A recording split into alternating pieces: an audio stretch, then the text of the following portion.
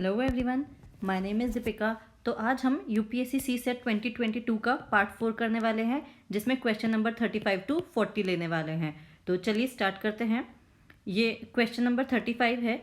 इसमें बोला गया है, how many seconds in total are there in X weeks, X days, X hours, X minutes and X seconds. ठीक है, तो अब यहाँ पर सब में x दिया हुआ है, तो जो भी होगा वो नंबर x से मल्टीप्लाई होकर ही हमें फाइनली मिलने वाला है। और चारों ऑप्शंस में भी यहाँ पर हमें x दिया हुआ है एंड में। तो जब हमें x से मल्टीप्लाई ही करना है एट द एंड, तो हम उसे अलग से ही देख लेंगे। और फिलहाल यहाँ ले लेंगे 1 week plus 1 day plus 1 hour plus 1 minute and plus 1 second में हमें कितने सेकेंड्स टोटल मिलने वाले हैं वो हमें देखना होगा।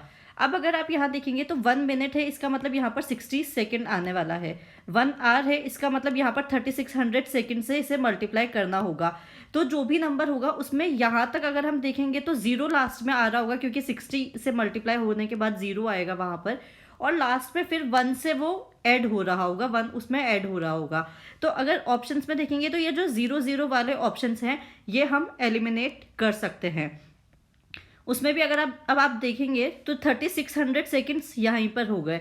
उसके अलावा फिर 60 सेकेंड्स हो गए और 1 सेकेंड हो गया। फिर ये 1 डे है तो 24 इंटू 3600 ये यहाँ पर हमें लेना है। उसके बाद ये जो 1 वीक है इसमें हो जाएंगे 7 days into 24 hours into 3600 seconds.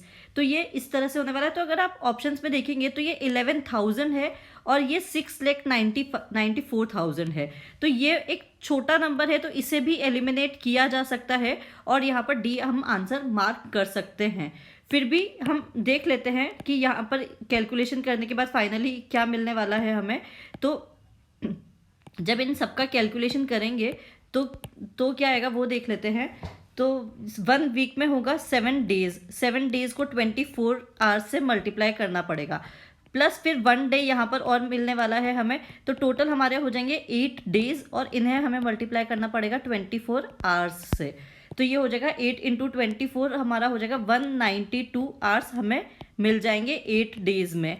उसके बाद 1 आवर और ऐड होगा तो इसमें 1 आवर कर देंगे, तो ये हो जाएगा 193 आवर्स टोटल हमें यहाँ पर मिलने वाले हैं। अब ये 193 आवर्स में कितने मिनट होने वाले हैं, तो 60 से मल्टीप्लाई कर देंगे मिनट चेक करने के लिए।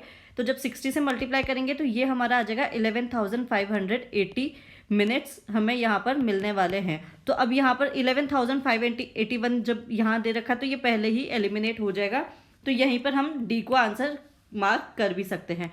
फिर भी आगे भी देख लेते हैं। तो ये हो जाएगा 11,580 प्लस 1 मिनट, तो ये हो जाएगा 11,581 और इसे मल्टीप्लाई करेंगे अब 60 सेकेंड से और प्लस 1 सेकेंड जो एक्स्ट्रा हमें लेना है उसके लिए।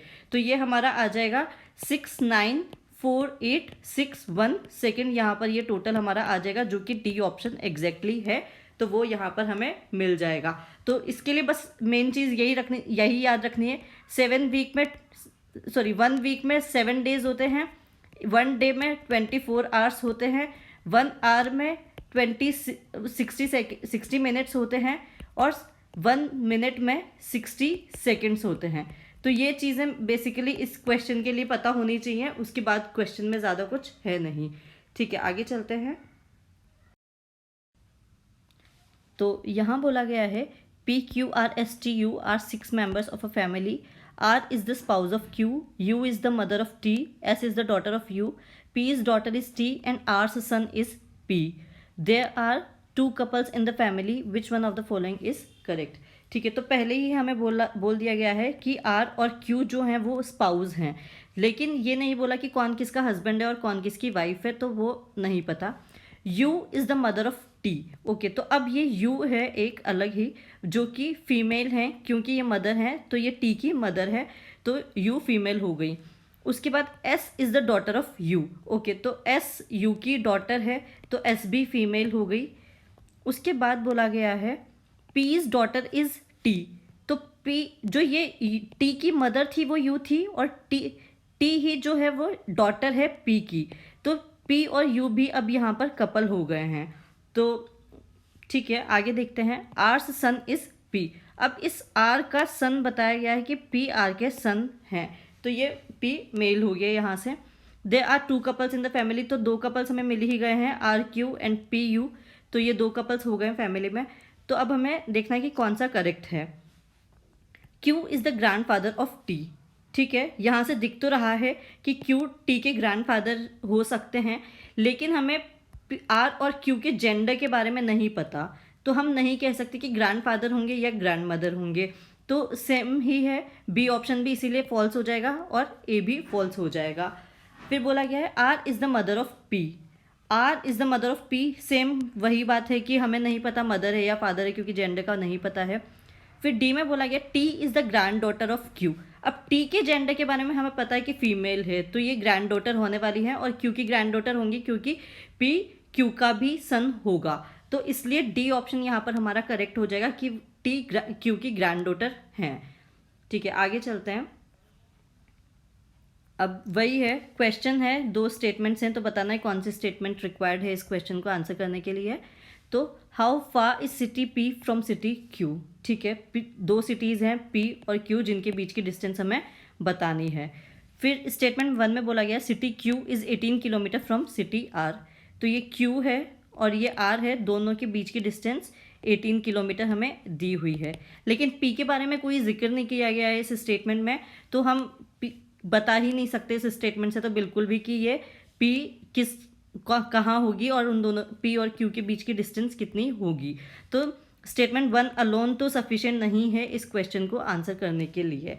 ठीक है, आगे देखते हैं। City P is 43 kilometre from city R, okay, तो अब जो पी की हमें बताया गया है वो आर से 43 किलोमीटर्स बताया गया है, लेकिन अब ये नहीं पता कि पी की डायरेक्शन क्या है, हो सकता है पी इस तरफ हो या हो सकता है पी इस तरफ हो यहाँ पर क्यू के, या फिर हो सकता है कहीं यहाँ पर लाई कर रहा हो पी या कहीं यहाँ पर लाई कर रहा हो, तो हमें बिल्कुल ही नहीं पता कि पी लाई कहाँ करेगा। तो जब डायरेक्शन का ही नहीं पता तो स्टेटमेंट 2 भी सफिशिएंट नहीं है आंसर करने के लिए, तो बी भी गया और सी भी गया, तो डी इसका आंसर यहाँ आ जाएगा। Both statement are not sufficient to answer the question, क्योंकि हमें डेटा कंप्लीट नहीं दिया हुआ है कि पी की डायरेक्शन क्या होगी। आगे चलते हैं।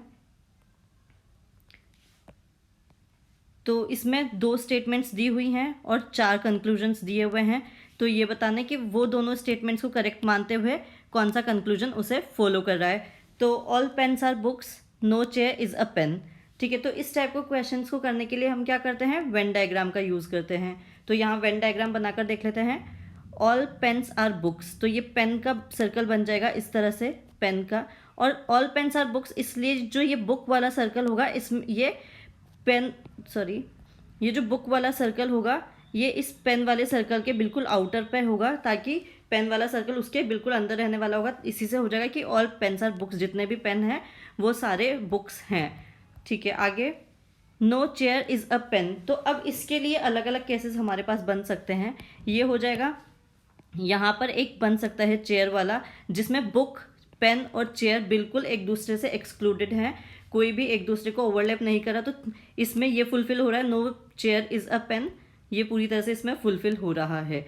उसके बाद में या फिर एक इस तरह से बन सकता है कि कुछ बुक्स चेयर हों लेकिन no pen is a chair, ये वाला इसमें फुलफिल हो रहा है। या फिर कुछ इस तरह से भी हो सकता है कि ऑल चेयर्स आर बुक्स लेकिन कोई भी पेन चेयर नहीं है, तो ये वाला इसमें फुलफिल हो रहा है। अब फर्स्ट कंक्लूजन में बोला गया है ऑल चेयर्स आर बुक्स, तो ऑल चेयर्स आर बुक्स ये सिर्फ ये वाले केस में ट्रू हो रहा है, लेकिन अब हमें नहीं पता कि केस ये वाला ट्रू है या ये वाला है या ये वाला है, तो इसलिए कंक्लूजन 1 तो फॉल्स हो गया, तो ये नहीं होगा, तो ए यहाँ पर हमने एलिमिनेट कर दिया। उसके बाद कंक्लूजन 2 में बोला गया some chairs are pens, some chairs are pens, ये तो बिल्कुल ही नहीं हो सकता क्योंकि स्टेटमेंट 2 में ऑलरेडी बोल दिया no chair is a pen, तो सम चेयर्स पेन कैसे हो सकती हैं, तो ये भी फॉल्स हो गया, तो यहाँ पर बी भी हम एलिमिनेट कर देंगे। उसके बाद स्टेटमेंट 3 में, कंक्लूजन 3 में बोला गया ऑल बुक्स आर चेयर्स, तो ऑल बुक्स आर चेयर्स भी नहीं हो सकती क्योंकि सब क्वेश्चंस, सब केसेस अलग अलग हो रहे हैं, लेकिन ये वाला स्टेटमेंट भी इसमें ट्रू नहीं होगा, क्योंकि वैसे भी अगर देखेंगे तो जो पेन बुक हैं वो चेयर नहीं हो सकते किसी भी कंडीशन में, क्योंकि स्टेटमेंट 2 में वो ऑलरेडी फॉल्स दे दिया गया है, तो ये भी हटा देंगे, तो कंक्लूजन 2 भी हट जाएगा, तो सी ऑप्शन भी हम यहाँ पर एलिमिनेट कर सकते हैं। तो कंक्लूजन 4 को वैसे तो चेक करने की ज़रूरत नहीं है, फिर भी देख लेते हैं। No chair is a book, no chair is a book, ये इस वाले केस में ट्रू हो रहा है, लेकिन इन दोनों केसेस के अकॉर्डिंग ट्रू नहीं है। तो अब वही हमें पता नहीं है कि कौन सा ट्रू है, तो इसलिए ये भी फॉल्स हो जाएगा। तो यहाँ डी ही हमारा बचेगा, none of the conclusion follow. इनमें से कोई भी कंक्लूजन इसे फॉलो नहीं कर रहा है। ठीक है, आगे चलते हैं। ये भी उसी टाइप का क्वेश्चन है। तो यहाँ बोला गया है some doctors are teachers, all teachers are engineers and all engineers are scientists. इसमें 3 स्टेटमेंट्स हैं और 3 ही कंक्लूजन हैं। तो अब यहाँ पर देख लेते हैं, यहाँ क्या है, सम डॉक्टर्स आर टीचर्स। तो सबसे पहले तो डॉक्टर्स और टीचर्स के लिए मतलब बना लेंगे सर्कल्स। तो ये एक डॉक्टर का हो जाएगा और ये एक टीचर का हो जाएगा इस तरह से। तो ये जो शेडेड एरिया है ये वो वाला हो गया जिसमें सम डॉक्टर्स आर टीचर्स उसे फुलफिल कर रहा है। फिर है ऑल टीचर्स आर इंजीनियर्स, तो सारे ही टीचर्स इंजीनियर्स हैं, तो ये एक इंजीनियर्स का हम अलग सर्कल बना लेंगे। तो ये इस तरह से बन जाएगा। तो यहाँ हो जाएगा ऑल टीचर्स आर इंजीनियर्स, तो ये जितने भी ये सारे टीचर्स हैं ये सारे इंजीनियर हो गए इस वाले सर्कल के अकॉर्डिंग। उसके बाद बोला गया ऑल इंजीनियर्स आर साइंटिस्ट्स, तो इसका भी जो सर्कल है वो इसी तरह से कुछ बनेगा कि इंजीनियर वाला जो सर्कल है वो साइंटिस्ट वाले सर्कल के बिल्कुल अंदर आने वाला है। तो ये साइंटिस्ट वाला सर्कल इस तरह से आ जाएगा। उसके बाद कंक्लूजन 1 में बोला गया है सम साइंटिस्ट्स आर डॉक्टर, तो हो सकते हैं बिल्कुल, कुछ साइंटिस्ट डॉक्टर हो सकते हैं। ये जो एरिया आएगा ये वाला, ये वही एरिया है जिसमें सम साइंटिस्ट्स आर डॉक्टर, क्योंकि सम डॉक्टर्स आर टीचर्स और all teachers are engineers and all engineers are scientist. तो जितने भी टीचर्स साइंटिस्ट हैं वो सारे डॉक्टर हो सकते हैं। तो इसलिए ये वाला जो शेडेड एरिया रहेगा वो वही आएगा जिसमें हो सकता है सम साइंटिस्ट्स आर डॉक्टर वाला। तो ये कंक्लूजन 1 हमारा ट्रू हो जाएगा। तो ऑप्शन ए हो सकता है। बाकी के ऑप्शंस चेक करते हैं। कंक्लूजन 2 में बोला गया ऑल इंजीनियर्स आर डॉक्टर्स, तो ऑल इंजीनियर्स का मतलब हो गया ये पूरा सर्कल। तो ये तो नहीं है क्योंकि ये डॉक्टर वाला सर्कल बिल्कुल अलग है और इंजीनियर्स वाला सर्कल बिल्कुल अलग है, तो इसलिए ये तो फुलफिल नहीं कर रहा। तो कंक्लूजन 2 बिल्कुल गलत हो जाएगा। तो ये तो एकदम फॉल्स हो गया। तो बी ऑप्शन तो बिल्कुल ही एलिमिनेट हो जाएगा और डी भी एलिमिनेट हो जाएगा यहाँ से अगर हम देखेंगे तो। अब हमें सिर्फ कंक्लूजन 3 को चेक करना है, सम इंजीनियर्स आर डॉक्टर्स। तो ये भी हो सकता है, ये वाला जो इधर वाला एरिया है, अगर हम ये वाला देखेंगे इंजीनियर वाला, सिर्फ ये यहाँ तक का एरिया, तो यहाँ पर हो रहा है सम इंजीनियर्स आर डॉक्टर, तो ये भी ट्रू हो रहा है। तो यहाँ पर हमारा सी आंसर आ जाएगा। कंक्लूजन 1 एंड कंक्लूजन 3 इसे फॉलो कर रहे हैं, उन दोनों के अकॉर्डिंग ये ट्रू हो जाएगा। ठीक है, आगे चलते हैं। अब यहाँ बोला गया है 8 स्टूडेंट्स हैं ABCDEFGH sit around a circular table equidistant from each other facing center of the table। कहाँ फेस कर रहे हैं? टेबल के सेंटर को फेस कर रहे हैं। Not necessarily in the same order, तो बेसिकली हमें इनका ऑर्डर ही चेक करना है कि किस ऑर्डर में ये बैठे हुए होंगे। अब बोला गया है B and D sit neither adjacent to C nor opposite to C। तो जो B और D हैं वो एक दूसरे के पास में नहीं बैठ रहे हैं, सॉरी वो C के पास में नहीं बैठ रहे हैं और C से ऑपोजिट भी नहीं बैठेंगे। A sits between E and D। ठीक है, तो अब हम यहाँ से करना स्टार्ट कर देते हैं। जो ये A है वो E और D के बीच में सिट कर रहा है। उसके बाद में F sits between B and H, तो यहाँ मान लेते हैं F होगा, तो ये B और H के बीच में है, तो इस तरह से ये हो सकता है शायद बैठ रहे हों। तो which one of the following is definitely correct. ठीक है, तो डेफिनेटली पूछा है हमसे, मतलब किसी भी कंडीशन में करेक्ट होना चाहिए, वो हमें यहाँ पर बताना होगा। तो अब अगर हमें यहाँ पर सबसे पहले देखना है बच्चे कौन कौन हैं, C और G। ये 2 बच्चे हैं जिनकी हमें पोजीशन देखनी होगी कि कहाँ पर वो बैठने वाले हैं। तो क्योंकि C D के ऑपोजिट नहीं आ सकता और B के एडजेसेंट भी नहीं आ सकता है, तो C यहाँ पर नहीं आएगा। यहाँ पर सिर्फ हमारे पास G ही बचेगा। यहाँ के लिए C नहीं होगा, सिर्फ G यहाँ पर हो सकता है और C यहाँ पर बैठेगा। तो अब ऑप्शंस में देख लेते हैं। B sits between A and G। B यहाँ पर है G और F के बीच में, तो A और G के बीच में कैसे हो सकता है? तो ये गलत हो गया। C sits opposite to G। C और G के ऑपोजिट कैसे हो सकता है? C और G तो एडजेसेंट आ रहे हैं, तो ये भी गलत हो गया। E sits opposite to F। जो E है वो F के ऑपोजिट में सिट कर रहा है, तो ये यहाँ से करेक्ट हो रहा है हमारा। और डी ऑप्शन में हमें बोला गया है नन ऑफ द अबव। ठीक है, तो अब ये तो एक केस में तो ये करेक्ट हो रहा है, ठीक, और बाकी हम और देख लेते हैं। तो अब यहाँ हम एक इसी क्वेश्चन में एक दूसरा केस लेकर चलते हैं। हो सकता है इनमें से कोई स्टेटमेंट उसमें ट्रू हो रही हो और इसमें ट्रू नहीं हो रही हो, तो वो भी चेक करना है, क्योंकि हमें डेफिनेटली पूछा गया है, तो वो जो भी स्टेटमेंट ट्रू होगी वो हर केस में ट्रू होनी चाहिए। तो अगर इसका हम दूसरा देखेंगे तो इस तरह से यहाँ पर हो जाएगा, ये हमें 8 पर्सन्स को बिठाना है, तो इस तरह से 8 पोजीशन से सेट कर देंगे। तो ए सिट्स बिटवीन डी एंड ई, तो ए तो हो जाएगा डी और ई के बीच में इस तरह से। उसके बाद हमें बोला गया है F sits between B and H, तो एफ यहाँ आ जाएगा, बी यहाँ आ जाएगा और एच यहाँ आ जाएगा। अब सी और जी की ही पोजीशन वापस से हमें देखनी होगी, तो सी यहाँ आएगा क्योंकि डी और बी दोनों के एडजेसेंट सी नहीं आ सकता, और जी यहाँ पर आ जाएगा उस वाले केस में। ठीक है, तो अब यहाँ अगर हम ऑप्शंस देखेंगे तो B sits between A and G, तो बी ए और जी के बीच में तो नहीं हो रहा है, तो ये तो बिल्कुल ही गलत हो गया, तो इस केस में भी फॉल्स है ये। सी सिट्स ऑपोजिट टू जी, अब इस वाले केस में सी जी के ऑपोजिट आ गया, यहाँ पर सी जी के एडजेसेंट आ रहा था, यहाँ आ रहा है, यहाँ पर फिर पूछा गया E sits opposite to F, E opposite to F नहीं है जबकि ई बी के ऑपोजिट में है, तो यहाँ पर ये वाला फॉल्स हो गया।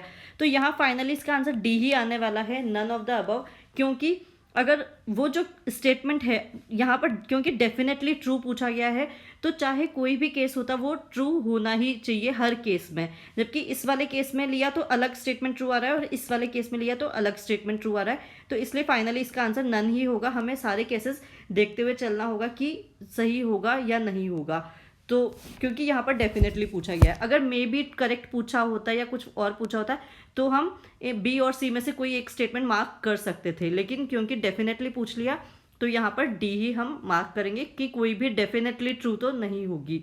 तो आई होप आप लोग को ये सेशन यूज़फुल लगा होगा, और लगा है तो प्लीज़ लाइक करिए, शेयर करिए वीडियो को, और ज़्यादा से ज़्यादा चैनल को सब्सक्राइब करिए और बने रहिए चैनल के साथ। Thank you so much.